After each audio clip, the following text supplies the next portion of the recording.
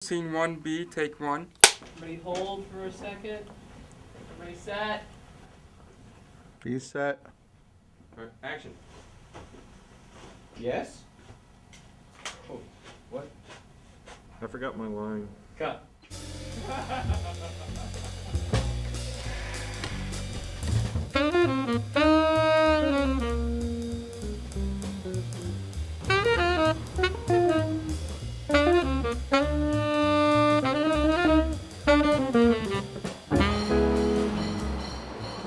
In the School of Motion Pictures and Television, we offer courses in the full creative model of filmmaking. There are classes in screenwriting, classes in producing, classes in acting, of course, classes in directing, classes in cinematography, editing, and sound. We cover it all.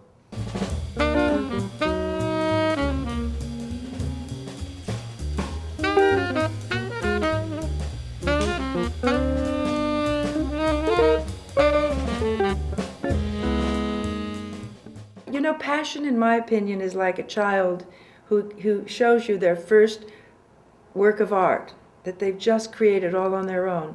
And they come gleefully racing forward to Daddy and Mommy, screaming, "Look what I've done!"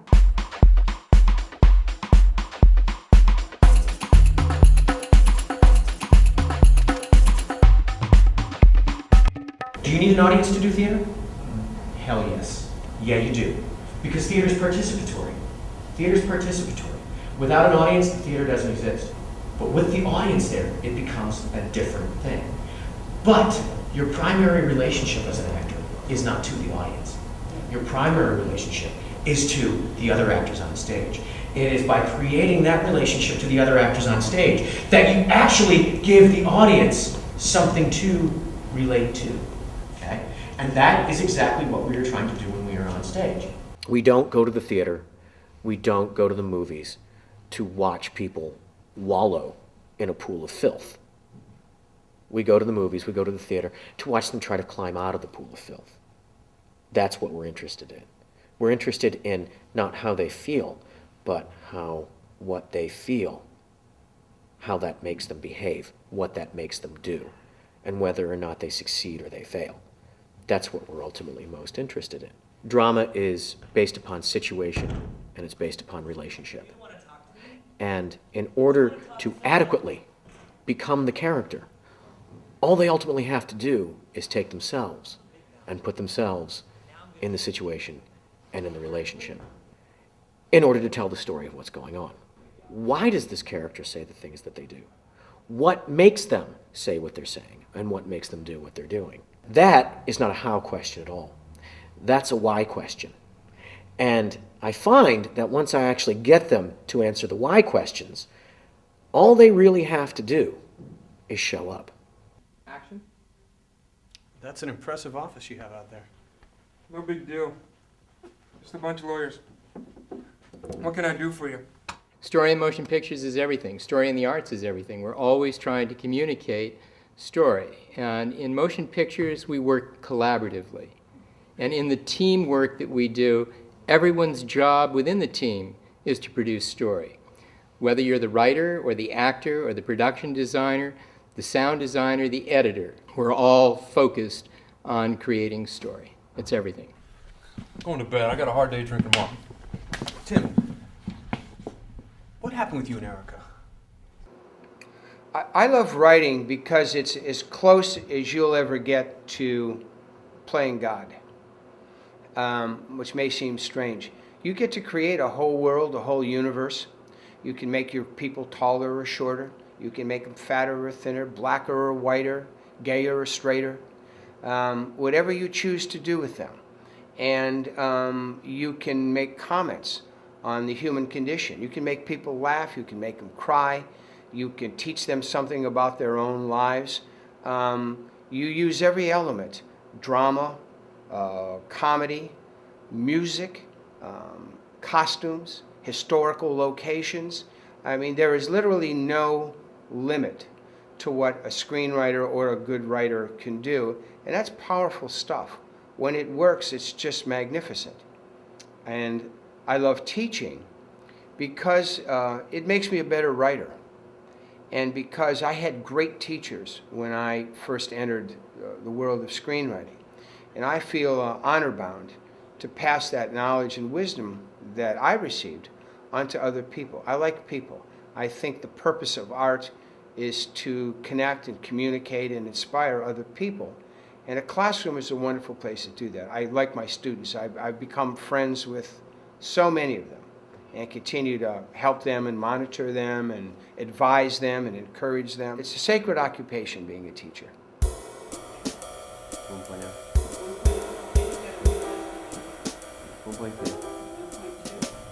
Now, you guys, if you come around here, you see how we're raising that light, stem that shadow down, stemming the light up, drop the shadow down. So if you're filming from here, with your key, you're only reading one shadow. Your camera's framed low and it's straight on. So when you turn your key on, or the key, Drive. and there we only see one shadow. We expect to see one shadow. One human being, one shadow. One sun, one shadow. One key source, one shadow. Unless you actually have two key sources in the frame and your character walks beside one and the other. Okay. We're interested in each other. I think from the time, early, ancient times, when we were sitting around a fire, telling stories, telling sometimes the same stories about how someone captured an animal and killed them. Tell us that story again, till now when we sit around the table at Thanksgiving and we say, Uncle John, tell us that story about how you caught that fish and then Mom rocked the boat and you lost it, and we laugh again and again because we love each other, we are the same, and we like to hear about ourselves. Storytelling is primary to human nature, and so film is this wonderful, wonderful art. I think it's the last great art. Because it involves, a recreation of life. We sit in the dark and we stare at a light, and we listen to somebody else's story. Immediately, I walk in, and there are already bound walls. It's like, you want something from me, shut down. So you start asking questions, and you get these one-word answers until you build the rapport. To stimulate our thought, to bring ideas to mind, to help us to discover the things that are around us to a much greater degree. This is the work of the documentary. It's not about the camera. You're communicating with me. I need you here. This is just a device to collect the story. I need you here to communicate with me. Documentary work, more and more, is finding its way into the theaters as the kind of filmed entertainment that people are willing to pay for, to learn, to open their minds, to stimulate their thought. Silent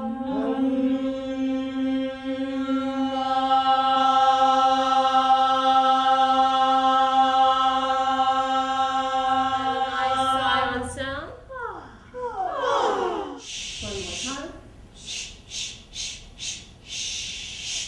Upper belly trainer. If it's not easy to get the men, sleep each morning till after 10. Then the answer is yes, I wanna be there. People don't speak anymore. They don't speak. We're very visual. We see movies, we see television. The ability to communicate with words is just doesn't happen anymore. And so my biggest challenge with the students is, first off, getting them to relax, getting them to slow down, because movies, films, TV, they go, and their brains are going so fast. So to get them to just slow down and begin to make sound out of a place of relaxation. That's my technique. That's where I approach my characters. And that is the first step in my teaching, is to get them to slow down, to get them an awareness of their voice, of making sound, and then giving them a good, strong technique in which to work with on stage. And these are going to happen very quickly. There's no such thing as a cold reading, actually. It's stupid that they use that word, because a cold reading presumes they hand you the page and you walk and you say the lines. You're always going to have a chance, even if it's a half hour, to look at that dialogue and figure something out quick. Making a big choice is better than making no choice. Right off the bat. Make a big, strong intention, make a big choice, make a choice. I don't care if it's the worst choice in the world, but make a choice. that will register on film more than anything. If you don't make a choice, you're nothing.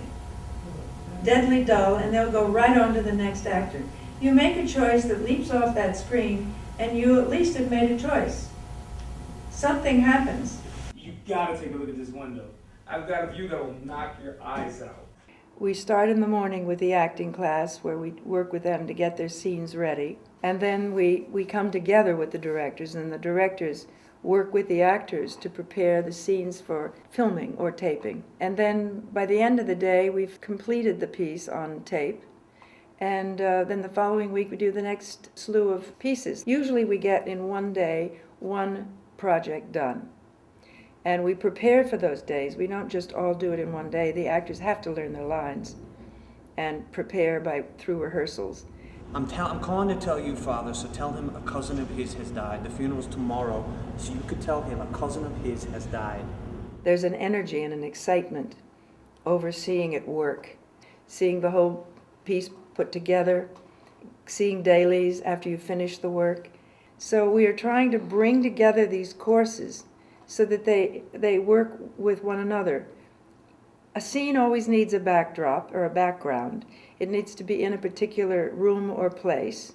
It also needs to have set dressing, which means you put plants, lovely flowers, or you have an ashtray, or you put bowls on a desk, or you have chairs, or you have a certain style or a certain look. They work on the sets and design it, and then the following week those sets are ready to come back. We'll then shoot the scenes. Everyone kind of goes along with the vision and is excited and motivated by the same vision.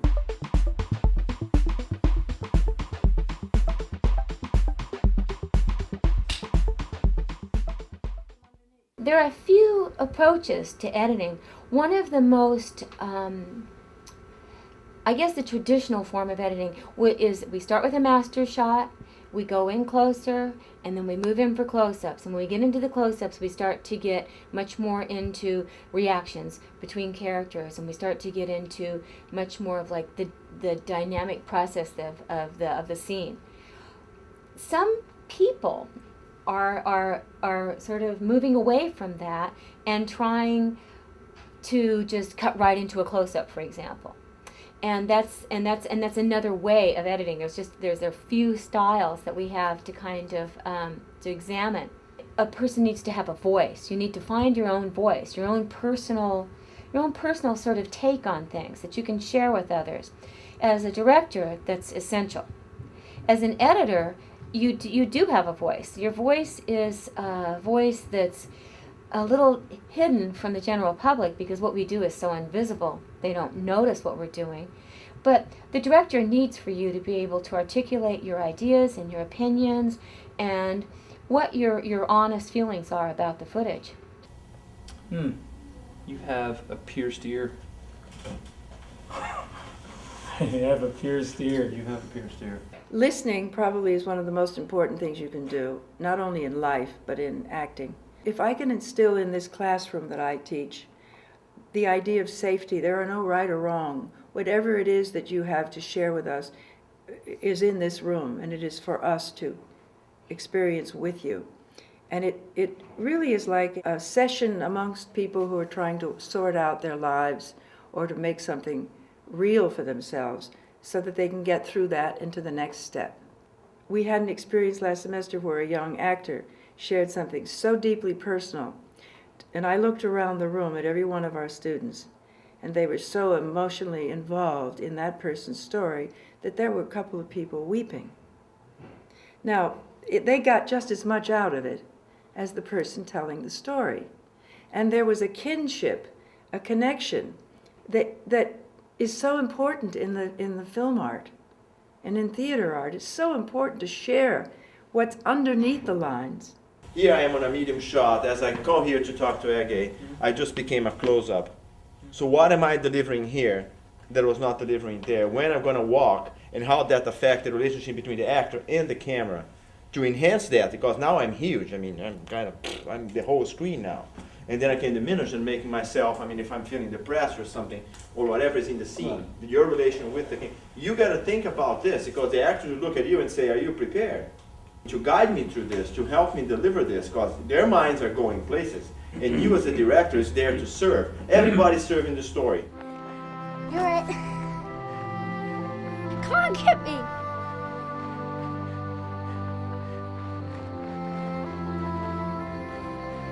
Whoa, whoa, whoa, whoa. Took a hand.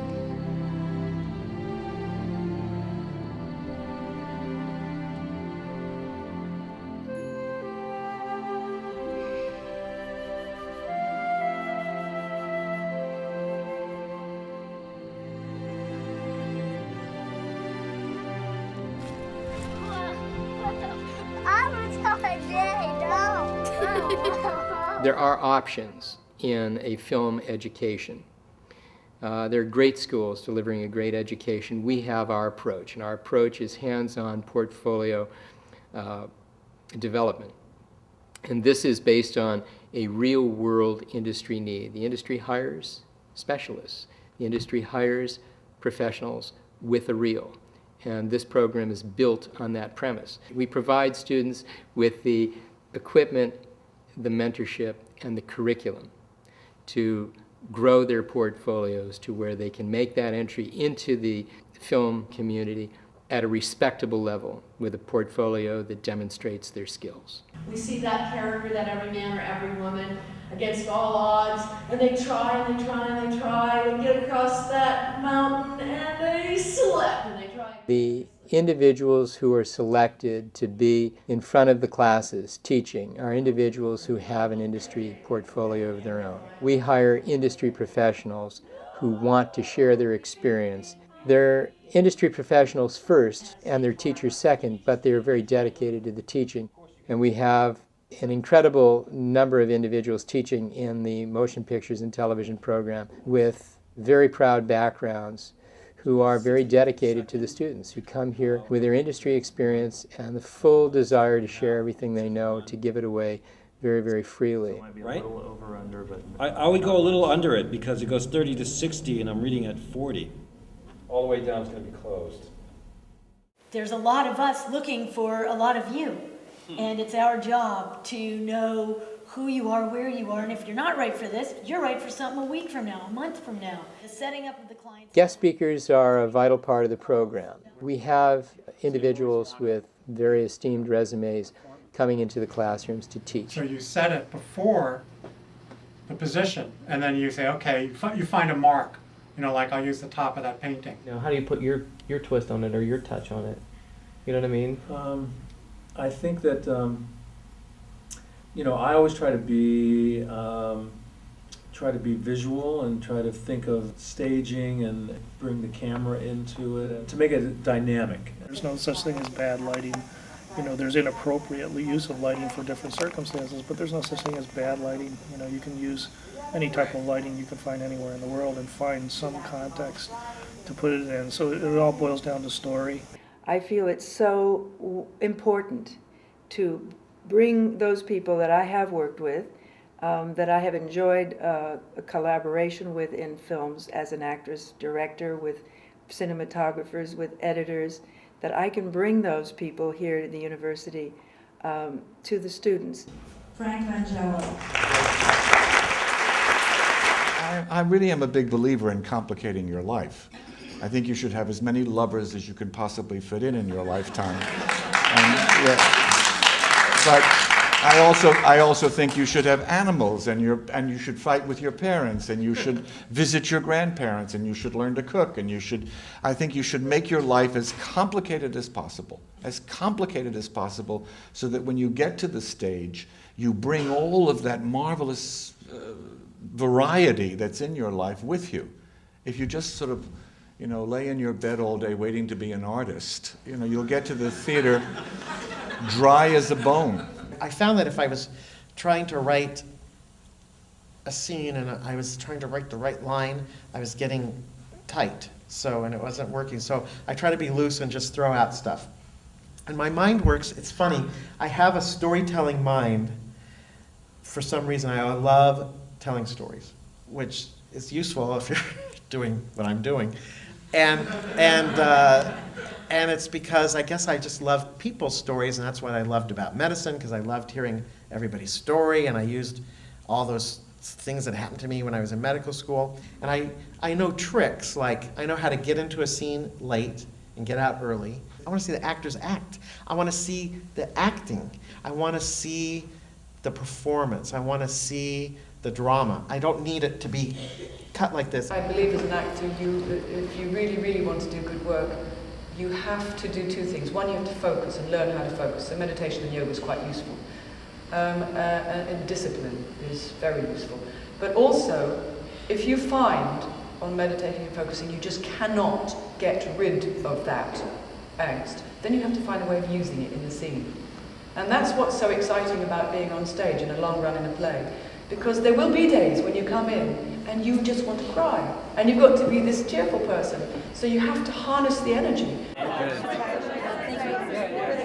It's always a special treat when you have somebody who is recently notable for their body of work or for a particular piece that's just recently been produced. We've had individuals come to this program with extraordinary backgrounds, all of whom have come to share in an evening's event.